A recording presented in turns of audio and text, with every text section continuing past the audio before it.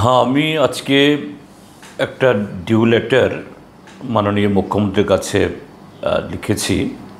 সেটা হলো, প্রথমত গত 17 তারিখে চানমারিতে যে মর্মন্তুদ ঘটনাটা ঘটেছে, দুটো বাচ্চা একটা চৌবাচ্চায় পড়ে গিয়ে বা অন্য কোনো কারণে তাদের অকাল মৃত্যু হয়েছে, তাকে ধন্যবাদ জানিয়ে তিনি তার ব্যস্ততম সময়ের মধ্যেও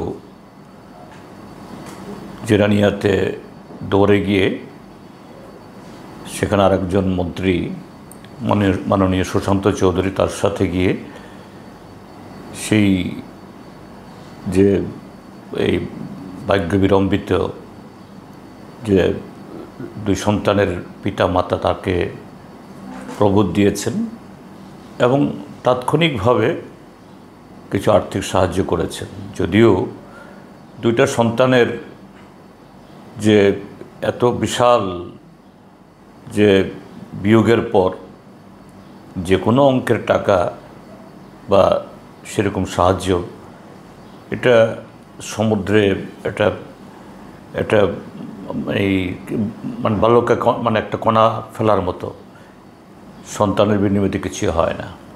তারপরেও মাননীয় মুখ্যমন্ত্রী এরকম ক্ষেত্রেতে যাওয়া এবং তাৎক্ষণিকভাবে সাহায্য করা সেই পরিবারকে, এই যে শখ হলো, ধীরে ধীরে সেখান থেকে ফিরে আসতে সাহায্য করবে, এটা খুবই এটা কি বলে উজ্জ্বল উদাহরণ।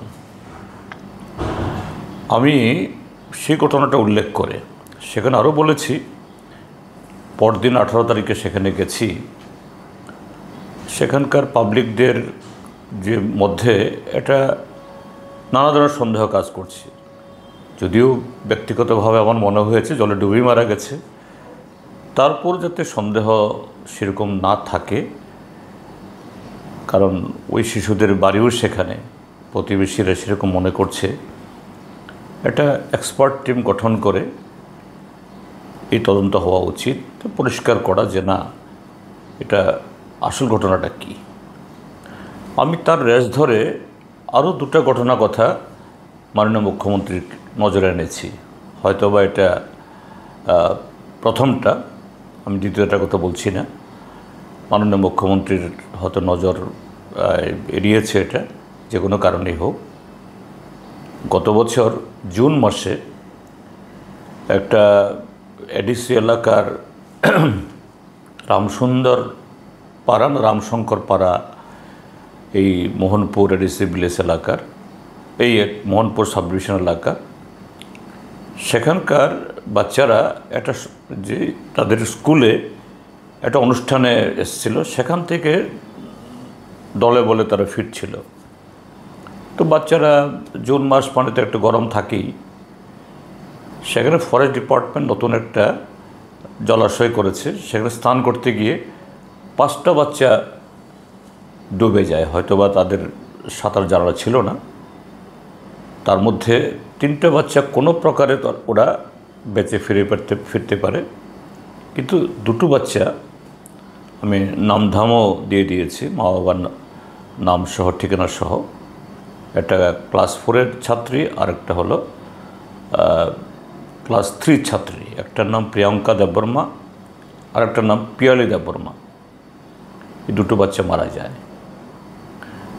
তারপর দুটো পরিবারই, যে 2টো বাচ্চা যে পরিবার থেকে আসছে খুবই গরিব, তারা ভিলেজ কমিটি, তহসিল, সম্ভবত এসডিএম মোহনপুরের কাছে কিছু আর্থিক সাহায্য প্রার্থনা করেছে। এরকম সময়েতে পরিবারগুলো যে অন্তত ফাইন্যান্সিয়াল একটু হেল্প পেলে একটু হলেও এদের এই মানসিক যে অবস্থা থেকে ফিরে আসার জন্য একটা পায়, জোর পায়। কিন্তু প্রায় 1 বছর হতে চলল, এক কপর্দগও কি এডিসি কি রাজ্য সরকারের কোনো জায়গা থেকে তারা সাহায্য পায়নি। তারপর দ্বিতীয় ঘটনা, চারবারের সাথে বললে পরে তৃতীয় হবে এটা। গত 20 তারিখে সাবরুমের কালাডাপাতে যেটা ঘটল, মনোবাজার থানার অধীন একটা 9 বছরের ফুটফুটে বাচ্চা, এটাও মেয়ে, তার অস্বাভাবিক মৃত্যু হয়েছে। যদিও আজকে পত্রিকায় দেখছি তার বড় ভাইকে নাকি পুলিশ গ্রেপ্তার করেছে এবং তার অসংলগ্ন কথাবার্তায় এরকম কিছু ঘটনা ধরা পড়েছে। যাই হোক, তদন্তে সঠিক তথ্য বেরিয়ে আসবে আশা করি। তো আমি চিফ মিনিস্টারকে লিখেছি যে এই আসল ঘটনা উদ্ঘাটন করা একটা দিক, দোষীকে যদি সেরকম অপরাধী কেউ দোষীকেও সাব্যস্ত হয় তাদের শাস্তি দেওয়া, কিন্তু এই বাকি দুটি ঘটনায় যে মোহনপুর মহকুমার যে ঘটনা 1 বছরে ঘটে গেছে, এই দুটো পরিবারকেও এই চানমারি ঘটনায় যেরকমভাবে আর্থিক সাহায্য করা হয়েছে সেরকম আর্থিক সাহায্য করতে পারলে খুব ভালো হবে।